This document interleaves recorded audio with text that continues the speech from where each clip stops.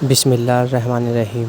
का हमारा वाकया एक कफन चोर का अजीब किस्सा है। एक दिल दहला देने वाला वाकया है जब एक कफन चोर ने काजी का कफन चुरा लिया। इस वाकया को पूरा जरूर सुने। वो इब्राहिम रहमतुल्लाह अलैह फरमाते हैं, एक बार एक अंधा फकीर था, मगर हैरत की बात यह थी कि वो हर वक्त अपनी आंखें छुपा कर रखता था और भीख मांगता था। भिखारी तो कई होते हैं, लेकिन उस भिखारी के सवाल करने का अंदाज कुछ अलग ही था। वो सदा लगाकर कहता, जो मुझे भीख में कुछ देगा उसे मैं एक अजीब बात बताऊंगा, और जो मुझे कुछ ज्यादा देगा उसे मैं अजीब चीज दिखाऊंगा। उस फकीर का इस तरह सदा लगाकर भीख मांगना काफी मकबूल होता जा रहा था, लेकिन अभी तक मेरा उससे सामना नहीं हुआ था। एक दिन मैं बाजार से गुजर रहा था कि इतने में मैंने एक सदा सुनी कहने वाला कह रहा था, मैं एक अंधा फकीर हूँ, जो मुझे कुछ देगा उसे मैं अजीब बात बताऊंगा, और जो मुझे कुछ ज्यादा देगा उसे मैं कुछ अजीब चीज दिखाऊंगा।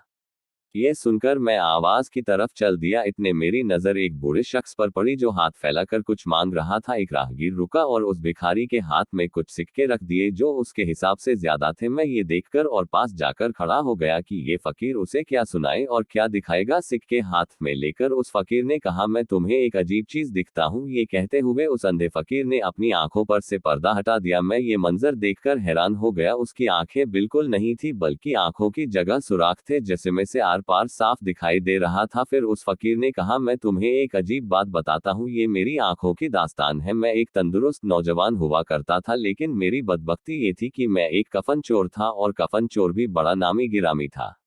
मेरे बारे में मेरे शहर के सभी लोग जानते थे कि मैं मुर्दे के दफन होते ही पहली रात में कफन चुरा लेता हूँ। लोग इस वजह से मुझसे खौफ खाते और मुझे वहशत की नजर से देखते थे, लेकिन मुझे उस रोब और दबदबे पर बहुत नाज था कि लोग मुझसे खौफ खाते हैं, और जब मैं चलता था तो तकब्बुर के साथ चलता। लोग मुझे हिकारत की निगाह से देखते थे, लेकिन इन सब का मुझ पर कुछ असर नहीं पड़ता था। मुझे तो खुद कोई खौफे खुदा न था, और अगर कोई अल्लाह वाला मुझे समझाता या नसीहत करता तो करता भी कैसे। वो सब मुझसे बहुत डरते थे। उसकी एक बड़ी वजह यह थी कि वैसे आम इंसान दिन की रोशनी में कब्रिस्तान जाने से डरता है, और मैं रात में जाता, और वो भी एक ताज़ा दफन हुए मुर्दे के कब्र में गुजरने वाली पहली रात में। जिस वक्त मामला हिसाब किताब का होता है, मैं जाकर उसका कफन चुरा लिया करता था और उस कफन को बेच दिया करता था। बस यही वजह थी कि सभी मुझे किसी शैतान से कम नहीं समझते थे, और लोग मुझसे डरते भी थे। जब भी किसी का कोई अपना दुनिया से रुखसत होता तो उन्हें इस बात का मुकम्मल यकीन होता था कि दफन होते ही मैं उसका कफन चुरा लूंगा। लोग कई कई रातों तक अपने दफनाए हुए मुर्दे का ख्याल करते थे, कब्र पर बैठकर रातों को पहरा देते कि कहीं मैं आकर कफन ना चुरा लूं। और जब भी कोई मुर्दा कब्रिस्तान में दफन हो जाता था और पहली रात उसके पास कोई ना होता, तो मैं जाकर उसका कफन चुरा लेता था, और हमेशा मैं ऐसा किया करता था। लेकिन एक बार कुछ ऐसा हुआ जिसके बाद से सब कुछ बदल गया। हमारे शहर का काजी बहुत बीमार हो गया, बीमारी भी ऐसी कि उसे खुद उसके बचने की कोई उम्मीद नहीं थी। एक रोज उस काजी का खादिम मेरे पास आया और मुझे काजी का पैगाम देते हुए कहने लगा कि काजी साहब बहुत बीमार है, मगर वो तुमसे मिलना चाहते हैं। मैं अगले ही रोज काजी साहब के पास पहुंच गया। काजी जानता था कि मैं एक कफन चोर हूं, इसलिए काजी ने मुझे 100 दीनार दिए और कहने लगा, देखो मैं जानता हूं कि मेरा वक्त अब बहुत करीब है, बस मैं इन 100 दीनारों के बदले अपने कफन को महफूज करना चाहता हूं। मैं उसकी बात समझ गया और मैंने उससे वादा किया कि मैं इस रकम के बदले उसके मरने के बाद उसका कफन नहीं चुराऊंगा। काफी दिन गुजर गए। पहले तो काजी शख्स बीमार रहा, लेकिन फिर उसकी तबीयत में बेहतरी आना शुरू हो गई और वह ठीक हो गया।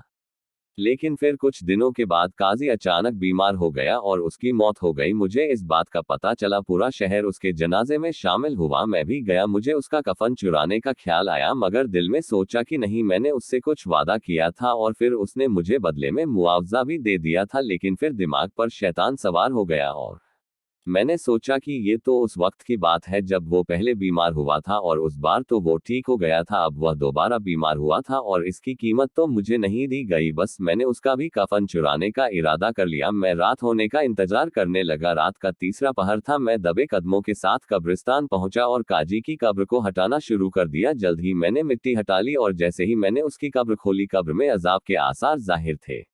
मैंने ऐसा इससे पहले कभी नहीं देखा था, और वो काजी अपनी कब्र में बैठा हुआ था, और उसके बाल बिखरे हुए थे और उसकी आंखें आग के अंगारों की तरह सुर्ख हो रही थी। अभी मैं यह मंजर देख ही रहा था कि अचानक मुझे अपने घुटनों में दर्द की शिद्दत हुई, और तुरंत मेरी आंखों में उंगलियों जैसी कोई चीज तेजी से जाती हुई महसूस हुई, यहाँ तक कि वो मेरी आंखों के आर पार हो गई, और मैं उसी वक्त अंधा हो गया। कोई कहने वाला मुझसे कह रहा था, ऐ खुदा के दुश्मन, अल्लाह के राजों पर से क्यों पर्दा उठाना चाहता है? बस ये मेरी सरकशी का का इबरतनाक अंजाम था कि मैं अंधा हो गया। अब ये सदा मैं इसीलिए लगता हूँ ताकि जो कोई भी मुझे भीख दे मैं उसे अपनी दास्तान सुनाकर उसे सबक दे सकूं, क्योंकि शैतान किस वक्त किस पर गालिब आ जाए, कब शैतान किस को गुमराह कर दे, ये कोई नहीं जानता।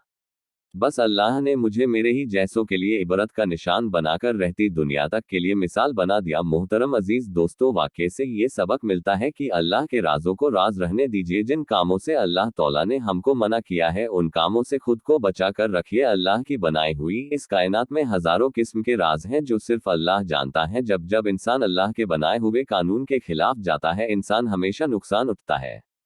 दोस्तों, अल्लाह तौला से दुआ है कि अल्लाह हमसे वो काम ले जो अल्लाह और अल्लाह रसूल को पसंद हो। अल्लाह हमें उन कामों से बचाए जो अल्लाह और अल्लाह के रसूल को नापसंद है। उम्मीद है आपको हमारे ये स्टोरी कफन चोर की कहानी पसंद आई होगी। आप अपनी राय नीचे कमेंट में लिखकर जरूर बताएं कि आप क्या सोचते हैं। नजरीन, अगर आपको ये जानकारी पसंद आई हो तो सदका जारिया की नीयत से ज्यादा लोगों तक शेयर करें। हमारे चैनल को सब्सक्राइब करें।